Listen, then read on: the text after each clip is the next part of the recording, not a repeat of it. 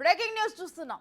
TDP office పై దాడి కేసులో పోలీసుల విచారణ కొనసాగుతోంది. నిందితులను గుర్తించిన మంగళగిరి పోలీసులు వారి ఆచూకీ కోసం గాలిస్తున్నారు. విజయవాడ, గుంటూరుకు చెందిన యువకులు, కార్పొరేటర్లు ఈ దాడిలో ఉన్నట్లు గుర్తించారు. గత వారం రోజులుగా దాడికి సంబంధించిన సీసీటీవీ ఫుటేజ్ ని పరిశీలించిన పోలీసులు నిందితులను పట్టుకున్నారు. దాని ఆధారంగా ఈ కేసులో దేవినేని అవినాష్, లేళ్ల అప్పిరెడ్డి, నందిగం సురేష్ సూత్రధారులుగా ఉన్నట్లు కనిపెట్టారు. మొత్తం 150 మంది వరకు ఈ దాడిలో పాల్గొన్నట్లు పోలీసులు అనుమానం వ్యక్తం చేస్తున్నారు. కాగా ఇదే కేసులో ముందస్తు బెయిల్ కోసం వైసీపీ ఎమ్మెల్సీ అప్పిరెడ్డి హైకోర్టును ఆశ్రయించారు.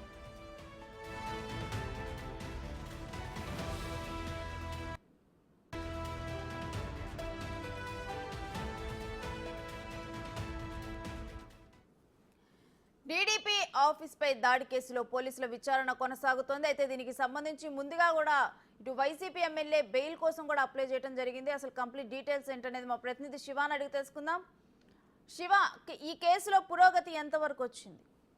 మొత్తం మీద చూసుకుంటే తెలుగుదేశం పార్టీ కార్యాలయంపై జరిగిన దాడికి సంబంధించి కూడా పోలీసులు శరవేగంగా దర్యాప్తు జరుపుతున్నారు. ఇప్పటికే మంగళగిరి, గుంటూరు నగరానికి సంబంధించి దాదాపుగా 7గురిని పోలీసులు అదుపులో తీసుకొని కోర్టులో హాజరుపరిచారు. మరి కొంతమందిని కూడా ఐడెంటిఫికేషన్ చేసే ప్రయత్నంలో ఉన్నారు. దాదాపుగా ఈ కేసుకు సంబంధించి 150 మంది పైగా పాల్గొన్నట్లు కూడా పోలీసులు గుర్తించడం జరిగింది. ఈ కేసుకు సంబంధించి కూడా గుంటూరు ఎమ్మెల్సీ లేళ్ల అప్పిరెడ్డి అనుచరులు, అలాగే రాష్ట్ర యువజన విభాగం, విద్యార్థి విభాగం అధ్యక్షుడికి సంబంధించి ఎవరైతే ఉన్నారో అధ్యక్షుడు చైతన్య నేతృత్వంలో కొంతమంది పాల్గొన్నట్లు, అలాగే బాపట్ల మాజీ ఎంపీ నందిగం సురేష్, ఆయన అనుచరులు, అలాగే విజయవాడకు సంబంధించిన విజయవాడ తూర్పుకు సంబంధించి వైసీపీ నియోజకవర్గ ఇన్ఛార్జి దేవినేని అవినాష్, కృష్ణలంక, రాణిగారి తోటకు సంబంధించిన పలువురు యువకులు ఇందులో పాల్గొన్నట్లు కూడా పోలీసులు గుర్తించడం జరిగింది. వీరి కోసం ప్రత్యేక బృందాలుగా ఏర్పడి గాలింపు చర్యలు చేపడుతున్నారు. మరొక వైపు ఎమ్మెల్సీ లేళ్ల అప్పిరెడ్డి ఈ కేసులో తనకి ముందస్తు బెయిల్ ఇవ్వాలని చెప్పి కూడా హైకోర్టులో నిన్న ఒక పిటిషన్ దాఖలు చేశారు. ఆ పిటిషన్ ఈ రోజు విచారణ జరగబోతా ఉంది. అయితే ఈ కేసులో అప్పిరెడ్డికి బెయిల్ వస్తుందా లేదా